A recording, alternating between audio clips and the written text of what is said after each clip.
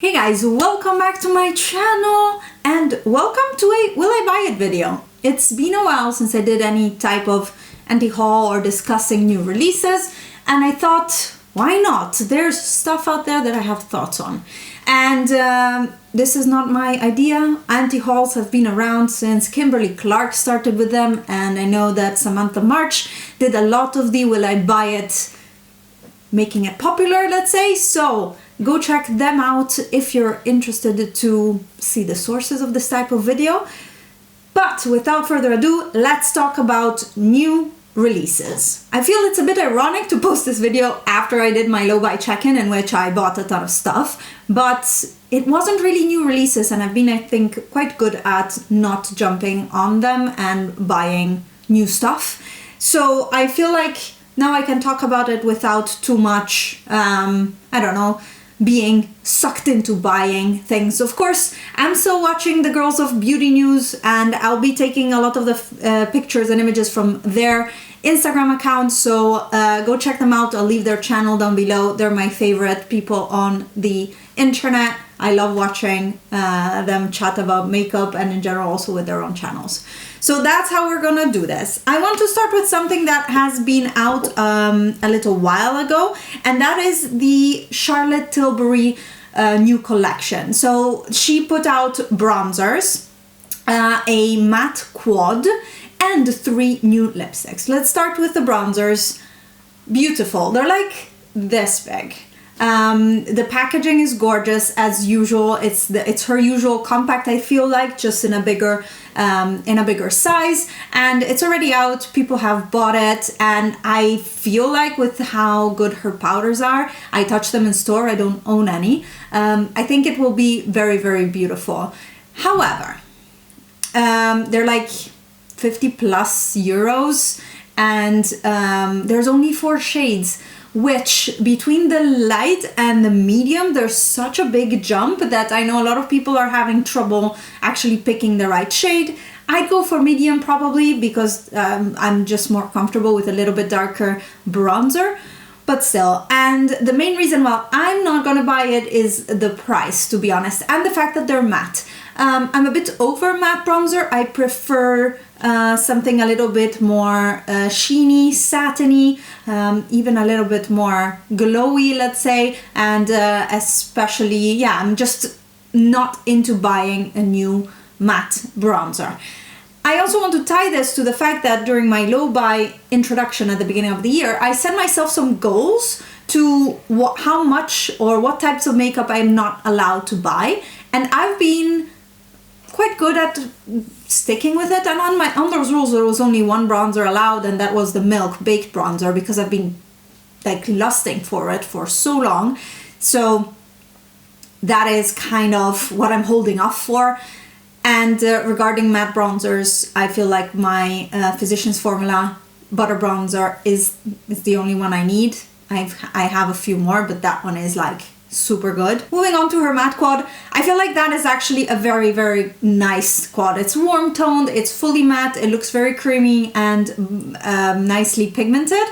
It's just a bit late, I feel like. Everybody has a matte quad. If she would have done more neutral or also a cooler tone ones, like bring out the 3 as if it was like pieces of the old Kat Von D Shade and Light palette, I think that would have been awesome. I'm not interested. I have a ton of singles and of warm toned matte, so I feel like she's a bit late. Anybody who needed matte warm tones already has them, but I feel like it's a very good release. And the 3 new lipsticks, they are gorgeous. Gorgeous. And one thing that I really can't get into buying Charlotte Tilbury, but stuff in general, but also her lipsticks, is just when I tried it, the formula was never special enough for me to spend the money that she asked for it. For the packaging maybe, but then maybe Lisa Eldridge lipsticks are better. And yeah, never been tempted, so I'm not gonna buy any of her new releases. Next up, something very colorful. E.l.f. and Jkissa collaborated again for a second palette. A bit controversial. I'm sure you've heard it around that it's a rainbow palette coming out during Pride Month. that is not related to Pride, but to rescue dogs and pit bulls in the specific. And to be honest, whatever the reasoning and the marketing, it's up to them. I don't really mind. I think Jkissa is one of the first people who really, let's say, brought to the bigger audience colorful makeup, and she taught me a lot about colorful makeup. So it just fits the bill for her so much to have a colorful palette out there. What I don't believe though is that at e.l.f. prices, they managed to make a good colorful palette. I mean, colorful eyeshadows, especially mattes, are very difficult to make, and even in her pictures I think she did a really good job, but you can see that the blend is not as seamless as you would get it with a sugar pill eyeshadow, for example. So I'm a bit skeptical about the quality, I have to say. I love the concept, I love the colors, I love the idea behind it of them donating. The way they donate is also a bit shady, so I'm not gonna purchase it. One of the reasons is it released only in the US, so I wouldn't be able to purchase it anyways, but I'm also not really convinced with the quality of it. That is on those. Beautiful, but... there is also a new summer collection by Lunar Beauty, and I've heard a lot of people being super excited about this, and I'm like, but it's a peachy blush palette of 6. It looked a lot like BH Cosmetics, and we're gonna get to their summer collection too today, but I wish it was a little bit more diverse, or maybe only 3 blushes and then make a few different palettes for different skin tones. I feel like it's a bit light, and it's like 5 mattes, 1 shimmer. It doesn't look like that there's a lot of diversity in the colors. I think it's a miss. Too similar all to itself. You're gonna have one or like maybe the shimmer and one of the mattes is gonna be your favorites, and then you're gonna be stuck with 4 other shades. So it's a no from me. The glosses look really beautiful, and I might make a thought of it if I needed to buy a new gloss. But again, I have glosses that come out of my ears. That's an Italian saying, I guess. And just no, not interesting, not interested. We touched on BH Cosmetics.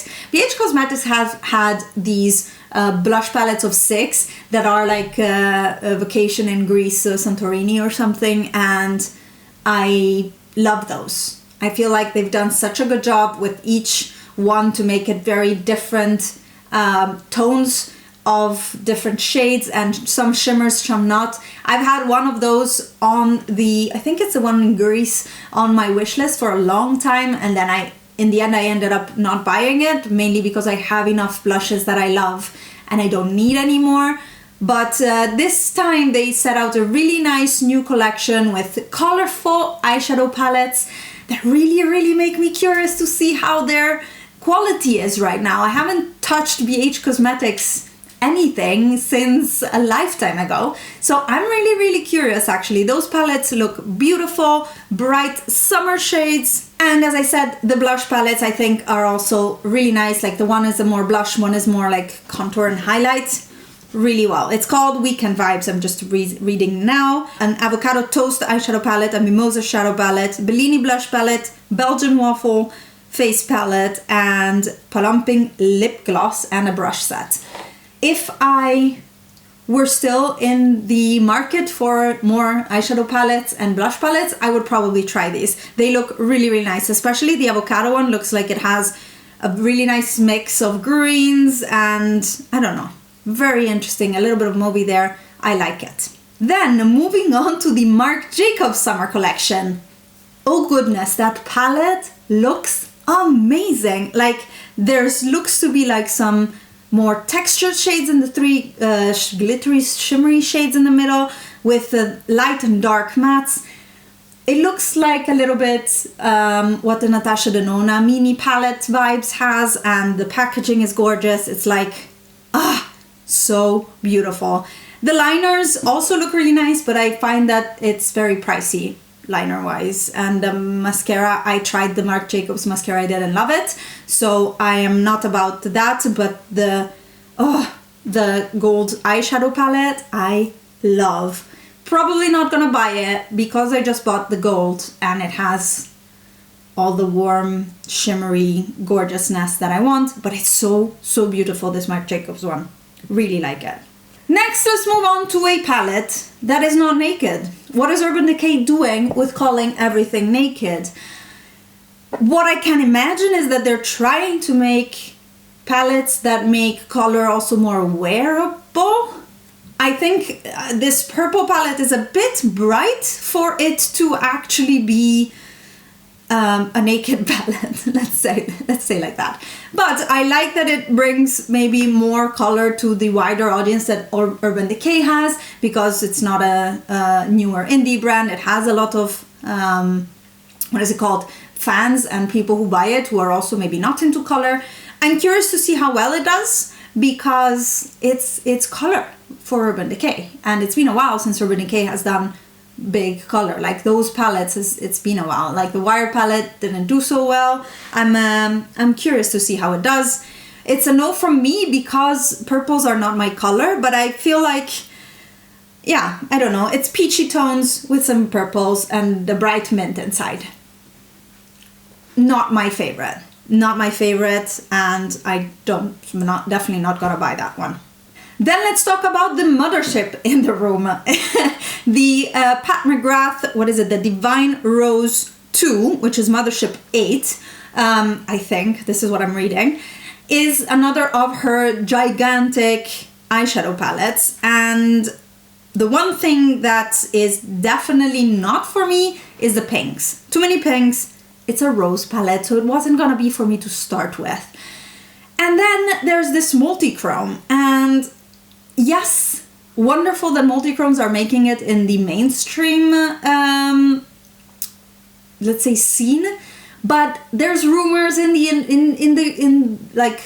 there's rumors in the air that one of their product developers actually bought a Clionadh Cosmetics multichrome and copied, reverse engineered the formula, which would make me very angry, because multichromes have been an indies thing. Clionadh Cosmetics, Divina has them, JD Glow, and a lot of Chaos Cosmetics, I think that's what they're called. A lot of indie brands have been doing multichromes for more than a year, and it's wonderful to see that they're getting recognition. But I'm sad that it's not getting out there with these indies rather than with Pat McGrath.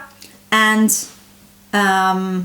no, I'm not gonna buy it. It's too expensive. There's too much pink. And if you want a multichrome, just buy a single from an indie brand. Support the indie brands. Support the indie brands.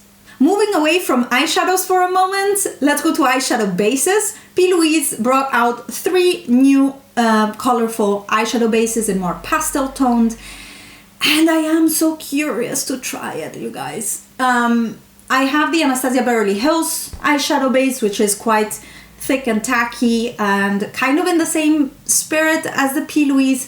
Plus, I do not like thick eyeshadow bases, but the colorful ones, ooh, if like she did a pack with minis, I think she did at some point, maybe holiday or something, a pack with minis of like a rainbow, I would so totally buy it, but it probably would be 100 euros, so I probably wouldn't.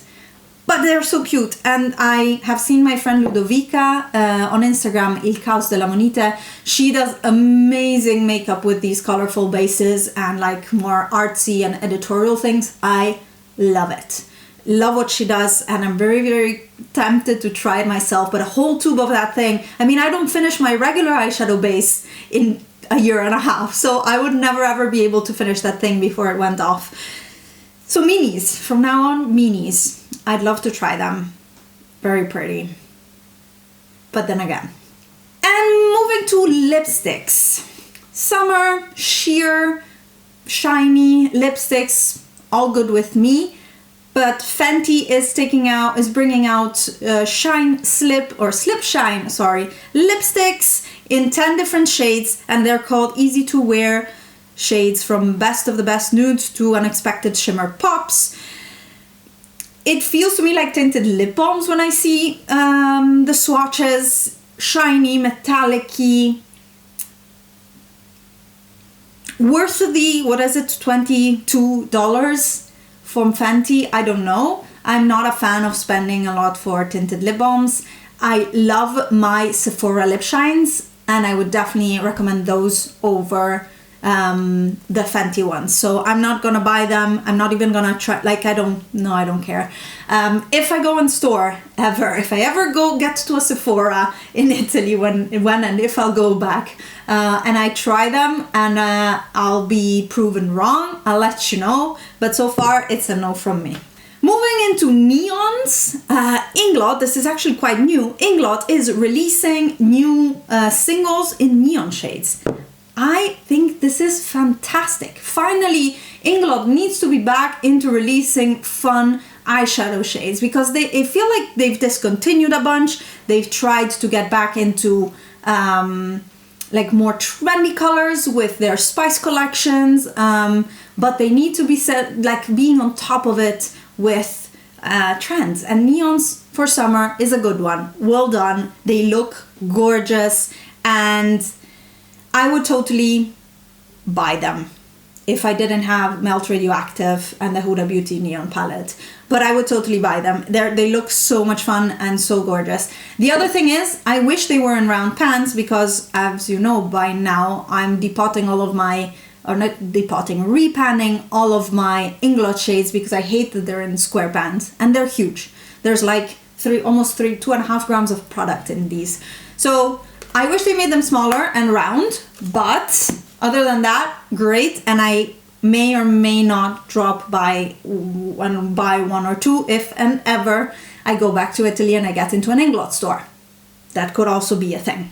The final thing that I wanted to talk to you about is the JD Glow Multichrome liquid eyeshadows. And JD Glow has a lot of multichrome things, and they've had them for a long time. And the liquid eyeshadows I'm actually really not interested in, because or at least until I see reviews, because I'm afraid that they're gonna be very patchy. I want to see if they're like one swipe of gorgeousness. That would be fantastic, because it will kind of prevent you from having to do base, or like your mattes and then a base and then either loose multichrome or a pressed multichrome on your eye. I think that would look really cool, plus the opportunity to make these pigments shine in a sticky base is gonna be great. We'll see. We will see. I would first actually try their liners, probably, if you're interested, because I've heard, especially the girls from Beauty News, really rave about them. On the other hand, yay JD Glow for always innovating on these things, because they've been trying to push these multichromes to new formulas all the time, and I really like that. So that was my Will I Buy It for today. I hope you enjoyed hanging out and talking makeup releases. I'm not really that into anything that's out right now, or that's coming out right now. We'll see if things will change in further times in summer, but for now I'm just excited of the things that I've already purchased, and they're all old things. Thank you so much for watching. Give this video a thumbs up if you like it, and I'll see you in my next one. Bye guys!